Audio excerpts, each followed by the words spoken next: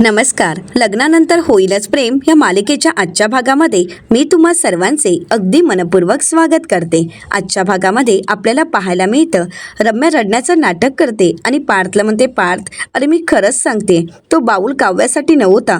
काव्यासाठी मी हा mix फ्रूटचा bowl बनवला होता आणि तो बाऊल माझा होता. पपई मी माझ्यासाठी कट केला होता. मला चाट मसाला हवा होता म्हणून मी किचनमध्ये जात होते, परंतु जाताना चुकून मात्र मी मिक्स फ्रूटचा बाऊल घेऊन गेले. काव्या अगं तू तरी सांग ना पार्थला. तर आता काव्या पार्थला म्हणते, पार्थ बस ना. अहो प्लीज विश्वास ठेवा, तो बाऊल माझ्यासाठी नव्हता किंवा तो पपयासुद्धा माझ्यासाठी नव्हता. तो रम्याने तिच्यासाठी कट केला होता. प्लीज हे सगळं काही थांबवा ना आता प्लीज. काय चाललं हे सगळं काही? पार्थ अहो विश्वास ठेवा ना रम्यावर. तर त्याचवेळी मानिनीताई म्हणतात, पार्थ अरे सगळ्या गोष्टीची शहानिशा करण्या अगोदरच तू आरडाओरडा केलास. तर मिथून काका म्हणतात, बरं झालं वसू आता इथे नाही आहेत. वसुताई जर असती ना तर अख्खं घर डोक्यावर घेतलं असतं, जावयाचा अपमान झाला म्हणून. आता पार्थ रागानेच तिथून निघून जात असतो. तर विजय पार्थचा हात पकडतो आणि म्हणू लागतो, मी तुला असं जाऊ देणार नाही. तर पार्थ विजयकडे पाहतो. विजय म्हणतो, हो तू ज्यांना ज्यांना दुखवलंयस ना त्यांना अगोदर सॉरी बोलायचं आणि मग इथून जायचं. आता विजयचं हे बोलणं ऐकून सर्वांनाच धक्का बसतो. रम्या म्हणते, विजय म्हणतो, हो पार्थ तुला सॉरी बोलावंच लागेल. तर आता पार्थ विजयचा हात बाजूला करतो आणि म्हणतो, भलेही तो बाऊल रम्याचा असेल, परंतु रम्याने किचनमध्ये जाताना हे सगळं काही नक्कीच मुद्दामहून केलं असेल. कारण तिने काव्याच्या इतक्या जवळ तो बाऊल ठेवला होता की अभ्यासाच्या तंद्रीत काव्या पपई खाऊ शकल्या असत्या. त्यामुळे रम्याचे इरादे काय आहेत ना ते घरातील कोणीच मला सांगण्याचा प्रयत्न करू नका, कारण तुम्हा सगळ्यांपेक्षा मी रम्याला चांगलंच ओळखते आणि विजय तुझ्यापेक्षाही. त्यामुळे घरच्यांनीच काय तर बाहेरच्यांनी सुद्धा मला समजावण्याचा प्रयत्न करू नका. तर विजय म्हणतो, पण मी बाहेरचा कुठला आहे? मी तर या घरचा होणारा जावई आहे. पण ओके, तुम्ही जर रम्याला बाहेरचे समजत असाल तर प्रश्नच मिटला. आणि दुसरी गोष्ट पार्थ, रम्याच्या इराद्यांबद्दल तू मला सांगू नकोस. मला एक सांग, काव्या प्रेग्नेंट आहेत ना? मग त्या प्रेग्नेंट आहेत हे तर त्यांना माहीत आहे ना, मग त्या पपई खातीलच कशा? की तुलाच तुझ्या बायकोंच्या इराद्यांबद्दल माहीत नाही आहे? असं म्हणत आता विजयनेच पार्थला प्रश्न केलेला असतो. आता मात्र पार्थ चिडतो आणि विजयला म्हणतो, काव्या आणि माझ्या मनात काय चालू आहे हा आमचा प्रश्न आहे. असं म्हणत तो त्याच्या अंगावर धावून जातो. त्यावेळी पार्थ आता खूप चिडलेला असतो. काव्या त्याला थांबवते. तर आता मानिनीताई म्हणतात, पार्थ तरी काय चाललंय हे? बस कर आता. कसं बोलतोयस तुझं तुला तरी कळतंय का? पार्थ आपले ते पाहुणे आहेत. तर पार्थ म्हणतो, अगं आई. तर मानिनीताई म्हणतात, बस पार्थ बस झालं आता. पार्थ ते या घरचे जावई आहेत आपले, त्यामुळे सॉरी म्हण त्यांना. पार्थ म्हणतो, काय? तर मानिनीताई खुणावूनच पार्थला सॉरी म्हणायला सांगतात. आता नाईलाजाने पार्थ सॉरी म्हणतो आणि तिथून काव्याला घेऊन निघून जातो. तर आता मानिनीताई विजयच्या समोर येत म्हणतात, विजयराव खरंच सॉरी. पार्थचं बोलणं तुम्ही मनावर घेऊ नका, त्याचं वागणंही मनाला लावून घेऊ नका. हवं तर मी तुमची माफी मागते, सॉरी. असं म्हणत मानिनीताई विजयसमोर हात सोडतात. विजय म्हणतो, नाही त्याची काहीच गरज नाहीये, प्लीज तुम्ही सॉरी म्हणू नका. असं म्हणत आता विजय मानिनीताईंना समजून घेतो. तर त्यानंतर आता मानिनीताई रम्याला म्हणतात, रम्या तुला तर माहीत आहे ना की पार्थ असा नाहीये, तो एवढा चिडचिड नाही करत. रम्या म्हणते, माझ्यापेक्षा जास्त कोणाला माहीत असणार? तर आता मानिनीताई म्हणतात, मग हा विषय सोडून देऊयात ना, चालेल ना? तर आता रम्या आणि विजय यासाठी तयार होतात. तर मानिनीताई म्हणतात, विजयराव तुम्ही बसा, मी तुमच्यासाठी कॉफी घेऊन येते. आता मानिनीताई कॉफी बनवायला जाणार. तर रम्या म्हणते, मामी इट्स ओके, अगं तुमची झोपमोड झाली आहे, तुम्ही जाऊन आराम करा, मी बघते ना कॉफीचं. मानिनीताई म्हणतात, बरं ठीक आहे, गुड नाईट. असं म्हणत मानिनीताई तिथून निघून जातात. तर मिथून काका रम्याला म्हणतात, रम्या आता जे काही ते घडलंय ना ते चांगलं घडलं नाही. असं म्हणताच रम्याला धक्काच बसतो आणि आता मिथून काका सुद्धा रागाने तिथून निघून जातात. आता विजय रम्याला विचारतो, तू ओके आहेस ना? रम्या विजयकडे पाहते. तर दुसरीकडे पाहायला मिळतं पार्थ रूममध्ये आलेला असतो. त्याची खूप चिडचिड होत असते. हे सगळं काही काव्या पाहते आणि पार्थच्या समोर पाण्याचा ग्लास घेऊन येते. पार्थ म्हणतो, नकोय मला. काव्या म्हणते, घ्या. आता पार्थ पाणी पितो आणि ग्लास खाली ठेवताच लगेच काव्याला म्हणतो, काव्या रम्याने अजून काही खायला घातलं नाही ना तुम्हाला? तर आता काव्या पार्थकडे पाहते. तर पार्थ काव्याला विचारतो की असं काय बघताय माझ्याकडे? ते माझा चुकून जरा आवाज वाढला. तर काव्या म्हणते, हो तुमचा आवाज काय वाढला? तुम्ही राग काय व्यक्त केला? आणि तुमचं न पाहिलेलं रूप आज मी पाहिलं. आणि हेच खरंय पार्थ, समोरचा माणूस चिडल्यावर त्याचं खरं रूप आपल्याला दिसतं. तर पार्थ काव्याला म्हणतो, काव्या मी सुद्धा माणूसच आहे ना, मग मला सुद्धा राग येतोच ना. पण काव्या मला चिडता येतं, पण तितकंच जर माझी चूक झाली तर सॉरीही म्हणता येतं, असं म्हणत पार्थ काव्याचा हात हातात घेतो आणि काव्याला म्हणतो सॉरी. तर काव्या पार्थकडे पाहते आणि पार्थला म्हणते सॉरी. सॉरी कशासाठी सांगा ना पार्थ. बाहेर तुम्ही जो गोंधळ घातला त्याच्यासाठी, की बाहेर तुम्ही माझ्यावर जे आरोप केले त्याच्यासाठी? आता मात्र पार्थला काहीच कळत नाही. पार्थ काव्याला म्हणतो आरोप? काव्या म्हणते हो. पार्थ खरं सांगा की तुम्ही ज्यावेळी माझ्या हातात बाऊल पाहिला त्यावेळी तुम्हाला एकदाही असं वाटलं नाही की मी खरंच मी मुद्दाम हे सगळं काही मला बाळापासून सुटका हवी आहे म्हणून करत असेन? आता काव्याचं हे बोलणं ऐकल्यानंतर पार्थला धक्काच बसतो. पार्थ म्हणतो काव्या खरंच असं काही नाहीये. तर काव्या म्हणते हो का? मग घ्या ना माझी शपथ आणि सांगा तुमच्या मनात असा विचारही आला नाही. आता मात्र पार्थ शांतच होतो. काव्या म्हणते मग एक काम करा ना, आज माझी नाही तर बाळाची शपथ घ्याल का? बाळाची शपथ घेऊन सांगा ना मग की तुमच्या मनात असा विचारच आला नाही. बेस्ट बाबा सांगा ना, असं नाही का वाटलं तुम्हाला? आता मात्र पार्थला खूप वाईट वाटतं. पार्थ काव्याला म्हणतो आता मी तुमच्यासमोर खरंच हात सोडतो, प्लीज आपला हा वाद थांबूया. तर काव्या म्हणते एक्झॅक्टली वाद, असं म्हणत काव्या तिथे असणाऱ्या आपल्या फोटोची फ्रेम हातात घेते आणि म्हणू लागते पार्थ बघा या फ्रेमकडे, बघा या फोटोकडे. या फोटोत बघितल्यावर तुम्हाला कळेल की आपण किती छान असतोय. आणि आता असं म्हणत काव्या आता पार्थ आणि स्वतःला आरशासमोर उभी करते आणि म्हणते आता बघा, आता आपले चेहरे बघा. आपल्या चेहऱ्यावरचं हसू गायब झालंय. अगदी पहिल्या लग्नाच्या वेळी झालं होतं तसंच, उदास, भकास आणि निराश. आणि काव्या लगेच फोटो बेडवर ठेवते. तर पार्थ काव्याला म्हणतो काव्या आपण दोघं मिळून हा वाद, ही भांडणं कायमची मिटवू शकतो ना? तर काव्या म्हणते दोघं? अरे वा, चला हे ऐकून तरी बरं वाटलं की तुमच्या डोक्यात अजून तरी आपण दोघं आहोत कुठेतरी. असं म्हणत काव्या पार्थचा हात हातात घेते आणि पार्थकडे पाहते आणि म्हणू लागते पार्थ आता तर मला असं वाटतंय की आता आपण तिघं आहोत, पण मला राहून राहून असं वाटतंय की हे बाळच आपल्या वादाचं कारण आहे. आता हे ऐकल्यानंतर पार्थला धक्काच बसतो. पार्थ म्हणतो काय?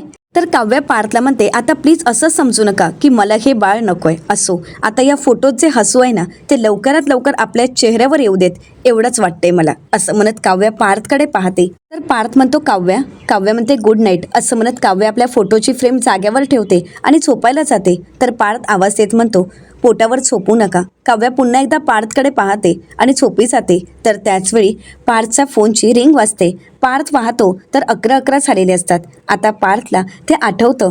पार्थ म्हणू लागतो युनिव्हर्स, खरंच मी मस्करीत म्हटलं होतं की नात्यात जरा ड्रामा हवाय, पण खरंच एवढा सुद्धा ड्रामा नको आहे.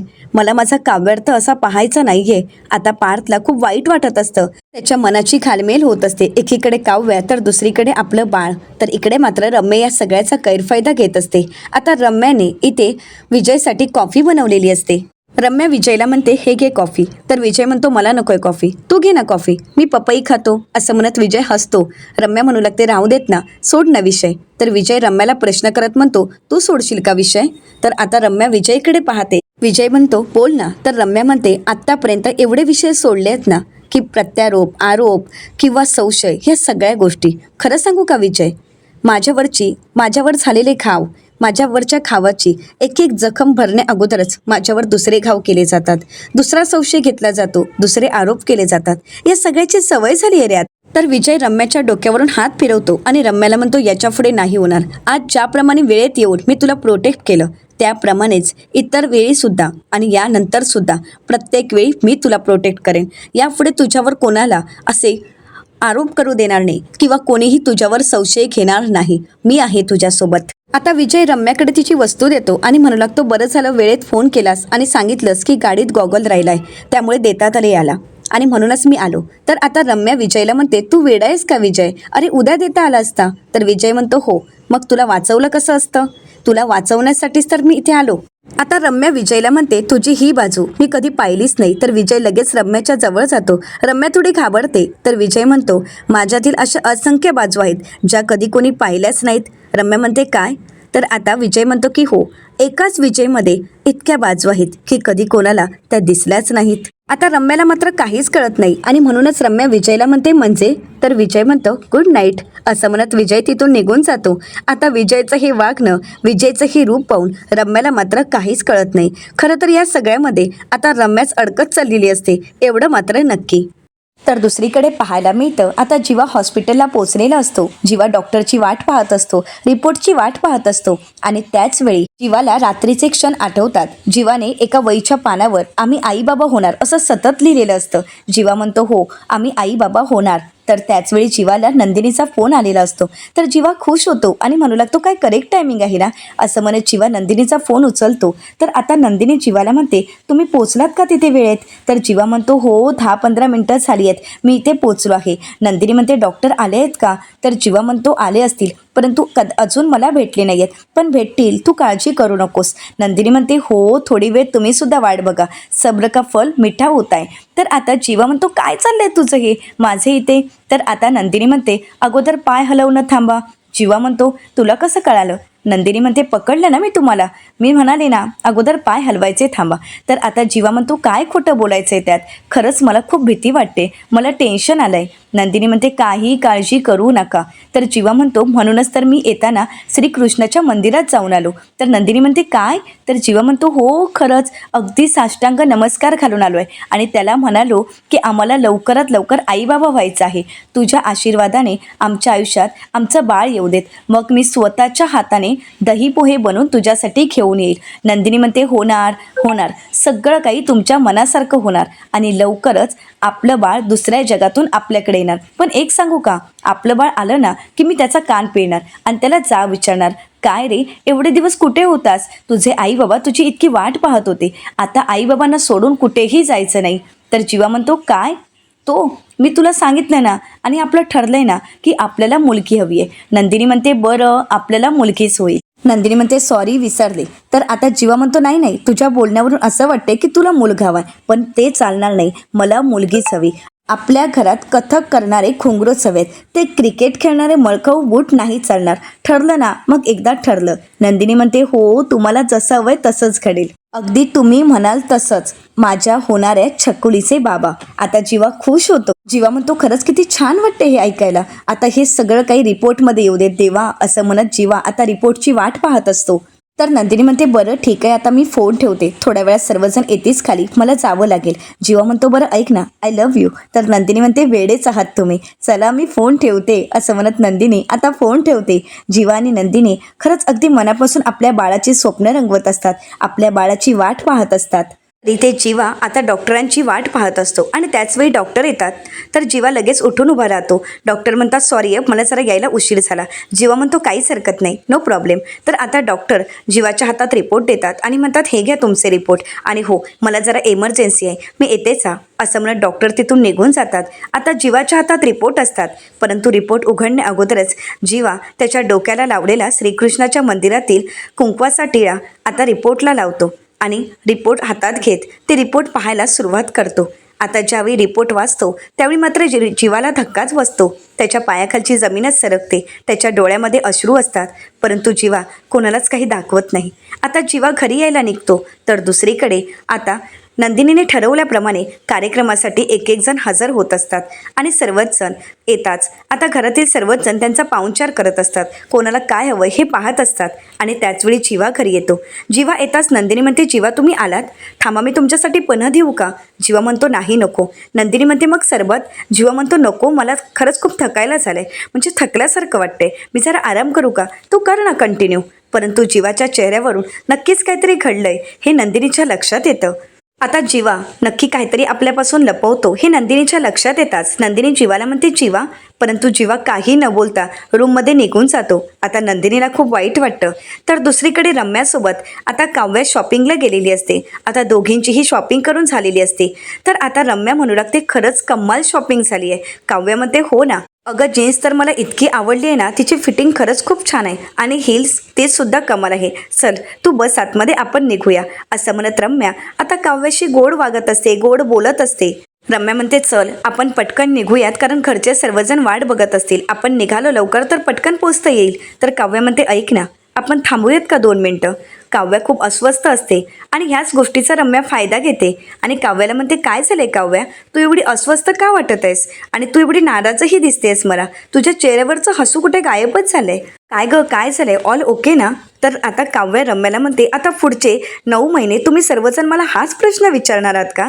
रम्या म्हणते नाही तसं नाही, आता रम्या कान पकडण्याचं नाटक करते आणि म्हणू लागते सॉरी, खरंच सॉरी. काव्या म्हणते इट्स ओके, काहीच प्रॉब्लेम नाही. आता रम्या काव्याला विचारते काय झालंय, तर काव्या म्हणते काही नाही, असंच ग. रम्या म्हणते काय झालंय, तुला घरी जावंसं वाटत नाहीये का? काव्या म्हणते नाही नाही, अगदी तसंच नाहीये.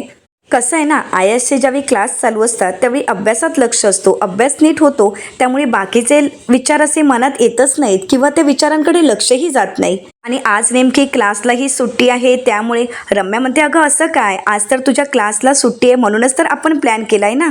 आणि अगं किती छान शॉपिंग केली आहे आपण. तर आता काव्या म्हणते छान शॉपिंग, त्यामध्ये आपण काय घेतलंय, फ्लॅट चप्पल, का तर पायांना सूज येऊ नये, आणि त्यानंतर जीन्स घेतली, आणि हो मोठ्या मापाचे कपडे. तर आता रम्या म्हणते हो, परंतु पुढचे काही महिने तुला असेच कपडे यूज करावे लागणार आहेत ना, मग तीच शॉपिंग केली आपण. तर काव्य आता म्हणते अगं आपण पाणीपुरी खाऊयात का. रम्या खुश होते आणि म्हणते पाणीपुरी, पण थोडा वेळ रम्या शांत होते आणि म्हणते नाही नको, तुला जर पाणीपुरी खायची असेल तर मी सगळा सेटअप घरी लावून देईन, परंतु बाहेरची पाणीपुरी नको. शिवाय मी तुझ्यासोबत असताना प्लीज तू बाहेरचं काहीही खाऊ नकोस, कारण जर घरी गेलं आणि समजलं की मी तुला बाहेरचं खाऊ घातलं तर उगाच घरचे मी तुला मुद्दामून बाहेरचं खाऊ घातलं असं म्हणून मलाच बोलतील. आता काव्य म्हणते सगळे नाही, फक्त पार्थ. रम्या अगं सॉरी पार्थ, तुला खूप काही बोलले, त्यांच्या वतीने मी माफी मागते. रम्या म्हणू लागते त्याची काहीच गरज नाही आहे गं. खरं तर मला या गोष्टीचं वाईट वाटते, एकेकाळी आम्हा दोघांची इतकी छान मैत्री होती, परंतु आता पार्थ मला नजरेसमोरही उभं करत नाहीये, प्रत्येक वेळी माझ्यावर आरोप करतो, माझ्यावर चिडतो, संशय घेतो. त्याचं मला इतकं काही वाईट वाटत नाही गं. परंतु विजयसमोर तरी त्याने तसं वागायला नको होतं. आणि सगळ्यात महत्त्वाचं म्हणजे तुझ्यावरही त्याने संशय घेतला, त्याला असं वाटते की तू मुद्दामून पपई खात होतीस. काव्या मला सांग, तू मुद्दामून पपई का खाशील? अगं तुला तर मनापासून आई व्हायचंय ना, तू तर पपई तेव्हा खाला असतास जर तुला मूल नको असतं तर. आता मात्र काव्या रम्याकडे पाहते. रम्या म्हणते काय झालंय काव्या, खरंच तुला मूल नको आहे का, तुला आई व्हायचं आहे ना? आता मात्र काव्याला काय बोलावं काहीच कळत नाही. काव्या शांतच होते, विचार करू लागते. आता रम्याला जे हवं असतं तेच रम्या साध्य करण्याचा प्रयत्न करत असते, परंतु काव्याला मात्र यातलं काहीच माहीत नसतं. तर दुसरीकडे जीवा आता रूममध्ये येतो आणि ते रिपोर्ट हातात घेतो, त्याच रिपोर्टचा विचार करत असतो. त्यावेळी नंदिनी दरवाजा वाजवते आणि जीवाला म्हणते जीवा दार उघडा ना. जीवा म्हणतो हो आलो. आता जीवाला रिपोर्ट कुठे ठेवावं काहीच कळत नसतं, कारण नंदिनी सतत दरवाजा उघडा असं म्हणत असते. आणि त्याचवेळी बेडवर असणाऱ्या बेडशीट ब्लँकेटच्या खाली आता जीवा रिपोर्ट लपवून ठेवतो आणि दरवाजा उघडतो आणि म्हणतो अगं अशी काय करतेयस, मला कपडे सुद्धा चेंज करू देत नाहीयेस. नंदिनी म्हणते कपडे? जीवा अहो तुम्ही तर तेच कपडे घातले आहेत. आता मात्र जीवाच्या काहीच लक्षात नसतं आणि जीवा खोटं बोललाय हे नंदिनीने लगेच पकडलेलं असतं. नंदिनी म्हणते जीवा तुम्ही काय बोलताय हे? जीवा म्हणतो म्हणजे मी आता कपडे चेंज करणारच होतो, त्याच वेळी तू आलीस. नंदिनी म्हणते जीवा रिपोर्ट कुठे आहेत? जीवा म्हणतो अरे हां मी तुला सांगायचंच राहून गेलं, रिपोर्ट ना अगं नाही मिळालेत, त्यांचा सर्व्हर डाऊन होता. तर नंदिनी म्हणते सर्व्हर डाऊन असं कसं होईल, रिपोर्ट तर ते अगोदरच तयार ठेवतात ना. तर आता जीवा म्हणतात ना नाव मोठं आणि लक्षण खोटं, तसंच काहीतरी, अगं रिपोर्ट कदाचित उद्याच मिळतील. नंदिनी म्हणते जीवा असं म्हणत ती बेडकडे जाते. तर जीवा म्हणतो नंदिनी अगं काय करतेस? नंदिनी म्हणते काही नाही, विस्कटलेलं नीट करते. तर आता त्याचवेळी नंदिनीच्या हाती रिपोर्ट लागतात. जीवा म्हणतो नंदिनी रिपोर्ट नको बघूस. नंदिनी म्हणते जीवा, तर जीवा म्हणतो हो नंदिनी तू रिपोर्ट नको बघूस. त्याचवेळी नंदिनीला सगळं काही कळालेलं असतं आणि त्यावेळी तिला धक्काच बसतो, तिच्या पायाखालची जमीनच सरकते आणि तिचे अश्रू अनावर होतात. एकीकडे काव्याला बाळ नको असतं तर एकीकडे बाळासाठी नंदिनी आसुसलेली असते. तर येणाऱ्या पुढील भागात आपल्याला पाहायला मिळतं आता नंदिनीने अशा असंख्य बायकांना बोलवलेलं असतं की ज्यांना मूल होत नाही. नंदिनी म्हणू लागते आपलं स्वतःचं मूल आपल्याला होत नाही याचं दुःख तर आपल्याला असतंच, परंतु दत्तक मूल घेण्याबद्दल तुम्हाला काय वाटतंय? तर आता वसुहत्या म्हणू लागतात मला तरी हे अजिबातच पटत नाही, आपल्याला स्वतःचं मूल असावं, स्वतःच्या रक्ताचं, मग ते दत्तक मूल वगैरे नाही, मला तर हे अजिबातच पटत नाही. आणि हे ऐकून नंदिनीला खूप वाईट वाटतं. आता नंदिनी रूममध्ये येते आणि जीवाला म्हणते नशीब मला पदोपदी खाली खेचण्याचा प्रयत्न करते, पदोपदी हरवण्याचा प्रयत्न करते, परंतु नाही, आता मला जिंकावंच लागेल. एक बाई म्हणून जर मी अशी खचून गेले तर एक आई म्हणून. आता मात्र जीवा नंदिनीकडे पाहतो. तर आता नंदिनी आई होऊ शकेल का? नंदिनीचं हे स्वप्न पूर्ण होईल का? हे पाहणं अतिशय रंजक ठरणार आहे. मित्रांनो, अशाच मालिकाचे नवनवीन अपडेट पाहण्यासाठी चॅनलला नक्कीच सबस्क्राईब करा. धन्यवाद.